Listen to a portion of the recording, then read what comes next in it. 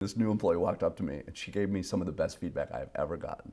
She said, "You say the word awesome a lot." And I said, "Okay." And she said, "If everything's awesome, nothing's awesome." And she meant it. Yeah. And I thanked her.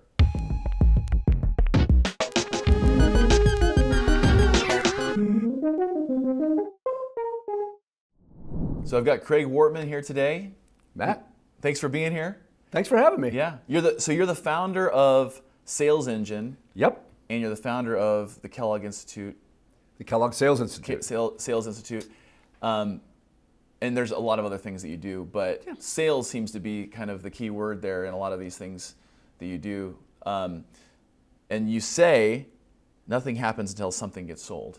Yes. I read that on your LinkedIn. Yes. So why don't we just sell more? That seems to be pretty obvious. Like if we know that, then why can't we just sell? Yeah. Well, first of all, I was probably not the first person to say nothing happens until Okay. something gets Fair sold. enough. Let's be clear about that. But yeah, I mean, the through line of most, I won't say all, Matt, but most of what I do is sales. And it's such an interesting thing because it's on one hand, an entirely obvious thing to everyone that nothing happens till, all of our companies, our lives, I always say, if you're dating, that is a sale, right? Yeah, That you're okay. making a sale. You're selling the most important thing, You have which to is sell yourself. Exactly. Yeah. So it's on one hand, it's this incredibly obvious thing that we all have to do. And on the other hand, it's for some, or maybe too many, it's this mysterious, maybe mildly yucky thing. And my mission is, not to go big on you early here, but my go big. mission Let's go is to change the way the world thinks about sales, one relationship at a time. And we do that at Sales Engine, and we do it at the Kellogg Sales Institute. So help me kind of fill in the gaps too. You've got Yeah. the Sales Engine. What do you guys do at Sales Engine? What's sort of the mission there of that company? Yeah. How are you helping others? So we say at Sales Engine, our reason for being is to help you build and tune your sales engine. What that actually means is that we help the people inside organizations, big and small, and some of the world's largest, most successful, all the way down to fast-growing small startups and everybody in between, really optimize their sales team. So, okay, Craig, what the heck does that mean? That's a headline, right? What that means is we sort of get underneath of people's day-to-day, hour-by-hour, meeting-by-meeting performance, and we unpack three things: the knowledge that they need to succeed in that moment, here, right? The skill they need to succeed, and the discipline they need to succeed. Okay. And then we put those three things in combination, and we set those in the sales process. So if you need more prospects for your business, what the industry calls leads, if you need more leads in your business, that is a certain set of expert moves that you need to conduct, to pick up the phone, to go on LinkedIn, to walk into a conference and acquire leads for your business. That's a set of knowledge, skill, and discipline. Right. Later in the sales process, you've got that lead and you're going along and doing just fine. You're going to need other expert moves: how to tell stories, how to handle objections, how to propose, all of those sorts of things, and then on it goes to closing, negotiation. Yeah. And what I find, I mean, the fun for me, because it really is, that's the word. Like I feel like the luckiest guy. I have so much fun doing this, and the fun for me is that this is not just business stuff. This is about your life. Right. How you talk to your kids, how you talk to your loved ones, how you talk to your neighbors. And we don't have to call it sales, because it's just relationships. But in relationships, we tell stories, we handle objections, we negotiate. Right. Right? All those things are present. Yeah. So it's just cool. Yeah, and I always think about the know, like, trust thing in terms of sales. It's like, if we're just thinking about developing human relationships, I mean, you have to get to know somebody, you have to hopefully like each other enough to want to be around each other again, and then you have to build trust, which is kind of the fundamental element of any relationship.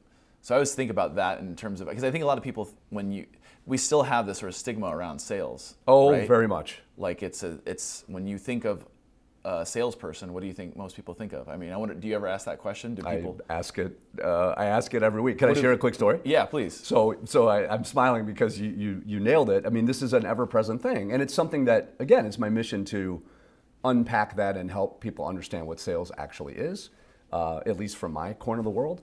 So last week, I got an opportunity to speak to the global advisory board of the Kellogg business school. So Okay. these are very powerful people, wonderful people, and they help the deans run our ship. Sure. And since Kellogg is a hat that I wear, I got to come and speak to the board. And it was so interesting because I started off by saying, I'm a bit of a curiosity at a business school because none of these people, almost none of them knew me. I said, I'm a bit of a curiosity. I'm a salesperson. Right. And there was this long Like pause. not an academic. Yeah, I'm not a research faculty. I'm a doer. I'm what we call a clinical professor. So I'm a doer. I'm a practitioner. And they all kind of chuckled nervously. And this Where's this going? super powerful person raises his hand and he says, "Why is it that sales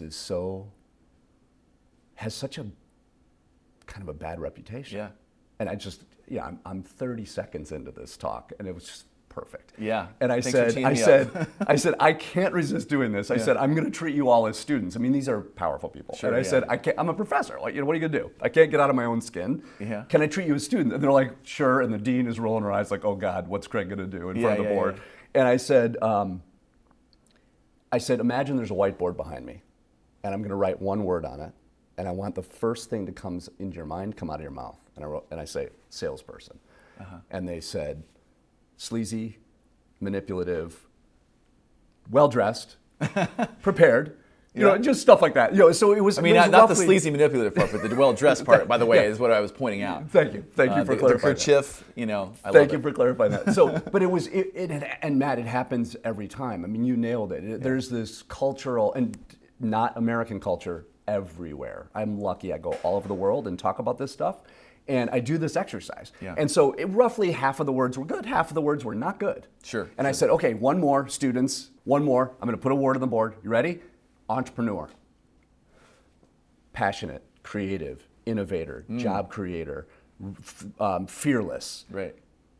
That's why there's like 1 million entrepreneurs on LinkedIn. When you go, everybody's an entrepreneur. Nobody wants to be a salesperson. They want to be an entrepreneur. It's just a fascinating thing. I've done that exercise for 16 years now, both in my sales engine business and in my teaching. And the same thing happens every time. The entrepreneur board is covered with all the things I would love people to say about me. Right. And then half the stuff is bad on the sales board. And I said to the team, by way of answering this gentleman's question, I said, that's why. Because we all live with these stereotypes in our heads. And I said, now, let me go one step further. At the Kellogg Sales Institute, at Sales Engine, we believe that sales has a very simple definition. And the definition of sales, at least for us, is helping people make progress in their lives. Period. Right. End. Full stop. And if you go into a relationship with that mindset, and you're saying to yourself, okay, I'm just getting to know Matt, how might I listen to him and ask him questions and really do true discovery for him, his business, his life, such that I can help him make progress? Or if we're 20 minutes into the conversation and it turns out I'm really not the person or the company to help Matt make his particular kind of progress, we say our responsibility is to network, to connect you with someone who is. Right. So we work on building our network so we can make those connections. So it's often true that we're not a good fit. To become a more valuable person in your network, to have an actual network, and to be able to refer to the right person is something that, I'm learning more and more is an incredibly valuable thing. And that if you can do that, you can be the person who knows the person. You don't have to always be the person. It's such a great thing that you just said. I just want to shine a light on it. This part of our conversation started with you mentioning a very important word, which is trust. The next thing that people should be asking, you and I should be asking, and everybody listening to this should be asking is, okay, well, great, I know that. How do you build trust? Right. That's the knowledge. I know I'm supposed to be trusted. Right. How do I do that? What's the skill and discipline? And when you truly do that, when you do what you just said, which is listen to people, understand what their true needs are, you need to decide, and we need to prove to you whether you can trust us, and we need to come to the middle of that equation and see if we can prove to you that we could be that. So but we want to be really clear that Right. 35% is squishy, it is unknown. When you say that to someone's face, that's trust. Yeah. So it's the transparency and sort of the courage, I guess, to know that could lead to a no, right? Exactly. And that's okay. That's okay. We say no is the second best answer you can get, right? And go back to the board, the proverbial whiteboard. Just hearing what you're saying. Here's where we're the best. Here's where we're not the best. Here's where we would fill in Right. with other resources for you. And if the scale tips that way, then we're out. Yeah. And that's okay. Well, I saw you not that long ago, about a year ago, on the stage for one of our client Knopf's national sales meeting. Yes. And that was a pleasure to do that. Yeah, no, it was super inspiring, and I'm not, I wasn't on the sales team. I wasn't the audience, the primary audience. I was kind of there to help them, bring this event to life. But I remember. But what I found that was interesting was yes, it was inspiring. I mean, you go to sometimes these sales meetings, and it's a mixed bag of like what you're going to get. Sometimes it's like it can be kind of cheesy, and it can be like a motivational speaker, and it's like you're like, that's cool and exciting, but I don't exactly know what to do with that. Yeah. But on the flip side, when you got up there was a lot of people, and I was, watching kind of the heads nodding, and you were really getting into like something that was much bigger than sales. Oh yeah. But it was about discipline, and it was about being great. I mean, it was like, I think you even started with like how to be great at about everything. Anything. And I was like, okay, where's this going to go? Yep. But yet there's these fundamentals that apply to the sales team that apply to really anybody. Yeah. I guess, unpack that a little bit. I mean, Sure. How do we be great at everything? Yeah. And where do we even start at? Well, Start there. I'm gonna start in a different place if that's Okay, okay. please. Because I want to go somewhere that you were that you went, which I think is really fascinating. When we get asked to do, I'm in sales, right? So Yeah. I get asked to do a lot of sales kickoffs, January, February, Sure. even March, April, and they're a great pleasure to do. In discovery, when we get asked to do those, one of the first questions we ask is, if there's a spectrum from entertainment to education, where do you want the speaker to be? And we don't tell them where we are. Right. Now, it may be obvious. I am a professor, right? That is one of my hats. Sure. Might be obvious to them. I don't know. I don't think so. And we ask that question because we're closer to here. We're going to make you work. Even at a sales kickoff, even in an hour, even with 500 Sure. people, we're going to make you work a little bit because life is work. Like if Yeah, you're going to yeah. get great at something, it's hard, right? And so, we'll entertain you a little bit. We'll tell some stories. We'll have some humor, I hope. I hope we do that stuff well. Yeah. But at the end of the day, we are educators. Yeah. And so I wanted to hit that before we move on. For sure. Your question about, I just love this subject. So we call this getting good at getting great. Getting good at, okay. At that's right. anything. Yeah. And what it actually is our goofy name for this science and this research has two names. It goes by either the new science of human performance or deliberate practice. Okay. And what I find so fascinating about it, what I love doing sales kickoffs, because think about a sales kickoff, think about the context. It's usually towards the beginning of the year. They're looking up the mountain. The whole sales org is looking up the mountain. The chief revenue officer's in the room, usually the CEO. Yeah. And they're looking up the mountain and they're saying, okay, team, one Here's more here's year, our target. run, Let's do this. Yeah. run uphill. And so we like to unpack, what is the science of human performance? And it turns out deliberate practice, call it what you will, getting good at getting great at anything. And I do mean anything, chess, tennis, sales, parenting, you name it. Getting good at getting great is a process that takes 5 pieces of scaffold that you must build around yourself to get great. And we can dive into those if you want. But it is a fascinating science. It's relatively new. Okay. And it won't surprise you or anybody watching this that it's not all, but it's mostly about discipline and grit. I do read probably way too many self-help books, and I Good for you. watch too many podcasts, and I'm always just interested in like what is that thing? What is that thing that separates the people who do actually go out and achieve that, whatever that big thing is, versus the people who don't? And it just seems to always come back down to discipline, like doing the thing that you know you should do when you don't want to do it. That's a wonderful definition of discipline. My definition of discipline is incredibly simple. It's one word, and that one word is choice. You either got up this morning and worked out, or you didn't. Yeah. It's binary, right? And it doesn't. I'm not judging, right? It's just you either do it or you don't. I either eat healthy tonight, or I don't eat healthy tonight. It's a discipline. It's not. I learned long ago what eating healthy looks like. I have the knowledge. Right. I can certainly eat. I have the skill. Right. It's whether I do it or not. Discipline is like most of the equation. Yeah.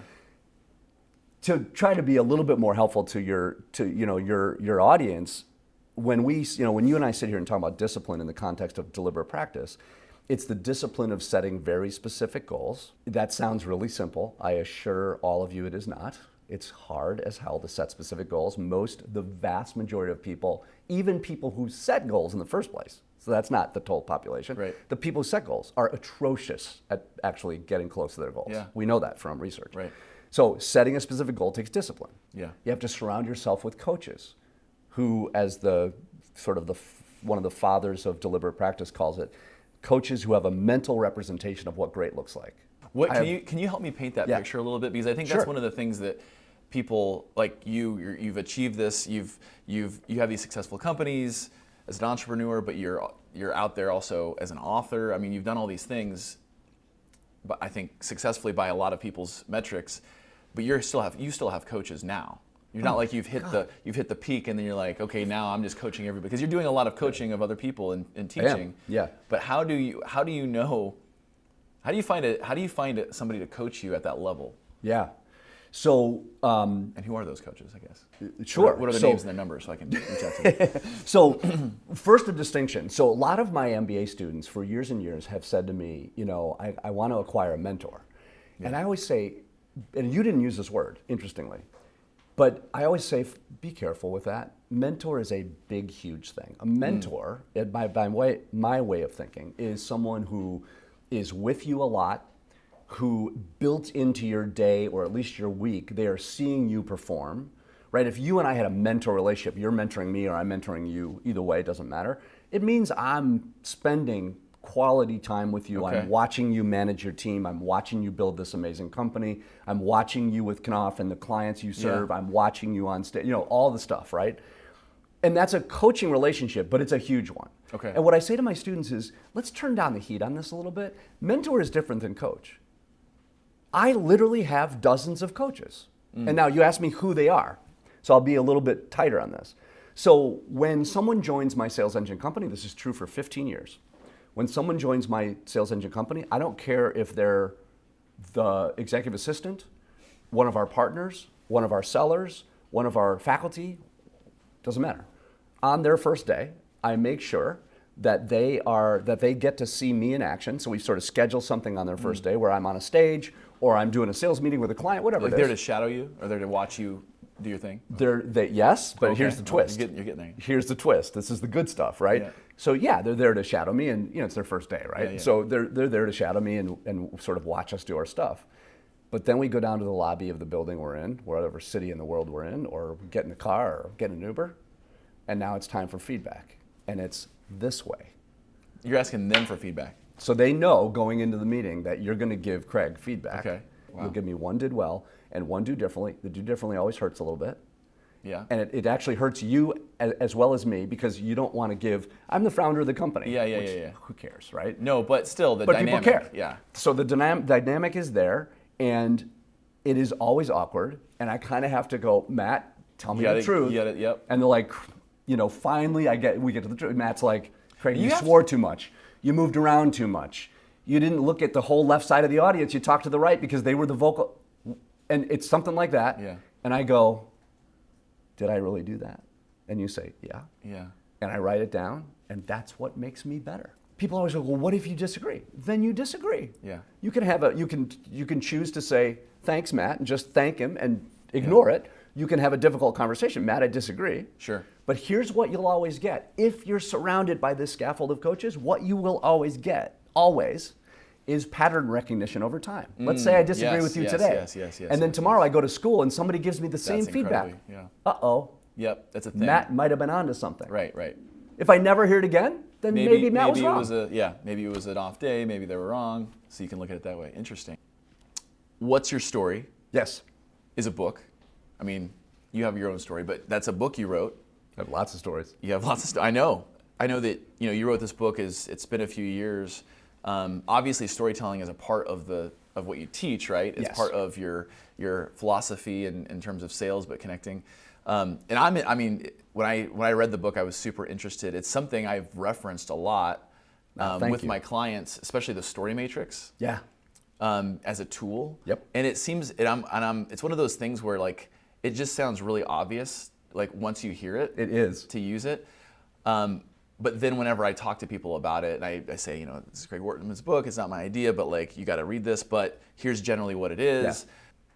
People are like blown away that they hadn't, I hadn't considered it at the time, but a lot of people don't think about stories in this way, to collect them and like be like a librarian almost and put them into a matrix. So that's exactly what it is. What is that something you're still teaching, and sort of what is that tool, and how do people use it? So I'll go backwards through that. So it's a great set of questions. So yes, we're absolutely still teaching it. It is one of the core of the bucket of services that Sales Engine sells and delivers. It is one of the core components of that. Right. So helping a company and a sales team of dozens, hundreds, build a story matrix. Yeah. So what the heck is this thing? Start with the easiest way to understand it, which is a metaphor. You and I have a quiver of arrows on our back at all times. Yeah. Day and night, 24/7. Those arrows are stories. Right. It's already there, metaphorically, Yeah. right? It's already there. You reach back, you pull out the red arrow for a company meeting, you pull out the green arrow for a client meeting, etc. So those stories are there. You said a really important word, which is, collecting stories is a process. And it is, you said it right, it is entirely obvious that we should become story collectors. Yeah. But it's less than obvious about how to do that. Sure. Right? Yeah. And so we can talk about this, but I'll give you the construct. So the story matrix was born, which is the simplest construct in the world. It's a spreadsheet. Mm-hmm. It's rows and columns. Just think of a spreadsheet. Yeah. And the columns are the types of stories that you tell: success stories, failure stories, right. fun stories. When you're dating or with your family or whatever, tell fun stories, or with clients, and legends, which are I tell a story about Steve Jobs, or Anita Roddick, who founded the Body Shop, or right. Sarah Blakely of Spain. These are business legends, or cultural legend, Martin Luther King, right? So there's success, failure, fun, and legends. And then the rows are a little trickier, but the rows are, where do you need stories? Well, you have company meetings, annual retreats. You have sales meetings with customers. You're wanting to motivate your team. You need to give a performance review. And there's hundreds of them. Yeah. There's dozens of situations in which you need stories. So, I know, we've talked about a lot of different things, but part of one of the things you talk a lot about, and I saw this at the presentation I saw with you in your content. We talk a lot about not just skills, discipline, but you also talk about resilience. Yeah. A lot. Yeah. And I know not that long ago you lost your leg. So I guess I'm just really interested is how has that affected your life, your work, and how you go about helping people, I guess. Yeah. I know that's a big, huge question. So maybe you could share what happened, I guess, if you don't mind. Thank you for all the kind words. You've made me remember that I really owe my community on LinkedIn mostly just an update on what's going on. But I'll make a long story very short. So you're right. So 2 years ago, as a 50-some-year-old guy, I just had a freak bout with really scary cancer, and I ended up having to trade my leg for my life. I always get that backwards, which is embarrassing. Well, not my life for my leg, my right. leg for my life. Right. And it's been, I'm not going to paint it any other color. It is incredibly hard. I was running the marathon and going around the world. One of my favorite things to do when I get to a city is go for a run, just to burn off all the yuckiness from the plane and just look around. Sure. And I right now I can't do that anymore. So I'm learning how to walk again. Eventually learn how to run. So it's been a really scary and difficult time.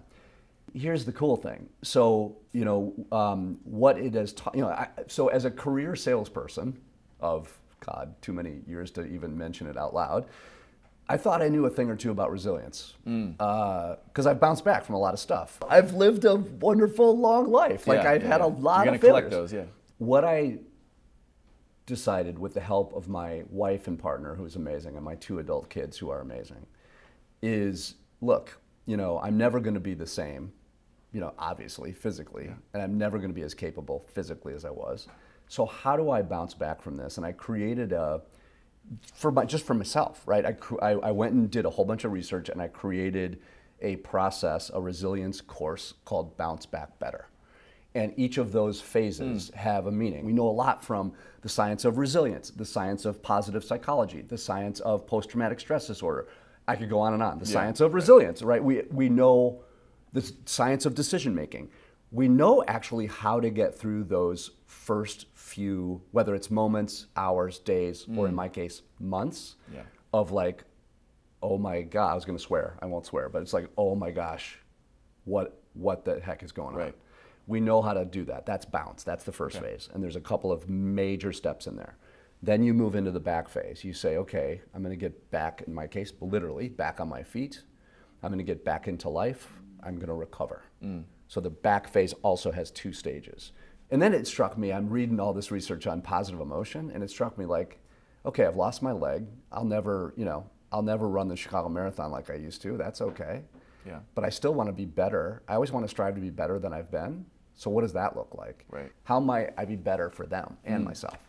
It is, McKinsey, I think, released a study just not long ago that said the top 10 things organizations need to do right now, the number one thing is build resilience. And we need resilience. And sometimes it's horrible like this, and sometimes it's minor, and, moving to a new city and you have no social network, that still takes resilience. Absolutely. Yeah. So you thank you for sharing that.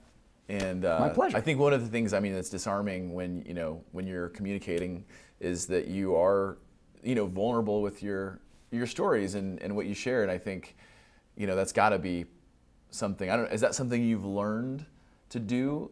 It's a learned behavior. Yeah. I mean, so there's this really interesting debate, and it goes back to our discussion of getting good at getting great and deliberate practice. Natural talent versus acquired talent. Right. Again, I'm a somewhat hopeless optimist. I'm also a teacher. I believe you can learn essentially anything. It doesn't mean you're going to be the best in the world. You can get on that path. You really can. We know the science of how this goes. The more and more and more I do the vulnerable thing and try to, and there's a way to do it without being weird. Like you have to. There's limitations to that, right? But you have to kind of try it. Really, is the only way for it to start working. And we talked, Matt, about this last night in my Kellogg course. Literally last night. One of the required readings in my course, I require 2 books. One of them is a recent book by Charles Duhigg, who I'm a fan of. The guy who wrote Power of Habit. He wrote a book called Super Communicators. I'm reading that right now. Oh, you'll love it. Yeah. So we talked about a couple of chapters last night, and one of the things he talks about is just opening yourself up and not oversharing, not getting weird, just saying some stuff that you're just telling about yourself. And he shows all this research that people respond in kind. Yeah, absolutely. Even a somewhat sort of cold, maybe, sort of inside themselves person will respond to you if you share something. Yeah, absolutely. I got to ask this question. What is one word or phrase we should stop using in the workplace? What's one word or phrase we should stop using in the workplace? What a wonderful question. 100%. 100%? That one we can use the other percentages? That's just caught on like a virus. Like 100%. Do people ever say that to you? Yeah. You say something, you go 100%. 100%. Yeah. Where did that come from? And I'm not allergic to it. It's just tired. We got to stop saying that. Everybody says that. Yeah. Sometimes 1,000%, Matt.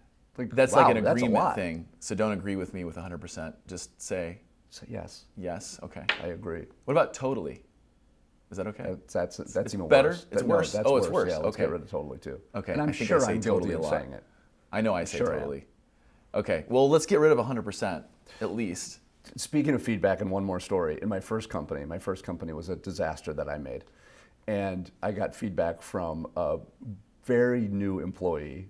And I wasn't the founder of the company, but I was the CEO. And this new employee walked up to me, and she gave me some of the best feedback I've ever gotten. She said, "Craig, can I give you some feedback?" And I said, "Sure." Maybe. And she said, "You say the word awesome a lot." And I said, "Okay." And she said, "If everything's awesome, nothing's awesome." And she meant it. Yeah. And I thanked her. She was a wonderful, she was a wonderful person and a great worker, employee. And it stuck with you. Oh my gosh. All these years later, I just thought, what great feedback. I think I've only heard you say awesome once, maybe. Maybe only once. She got me over it. Okay. Like that very direct feedback that hurt a little bit, I thought, she's right. I do say that word a lot. Okay. And I took that dial and I turned it down. Turn that awesome dial. Not everything's awesome. Right. Well, 100% agree with you. Craig, thank you so much for being here. Really appreciate it. Thanks for having me. It's a pleasure.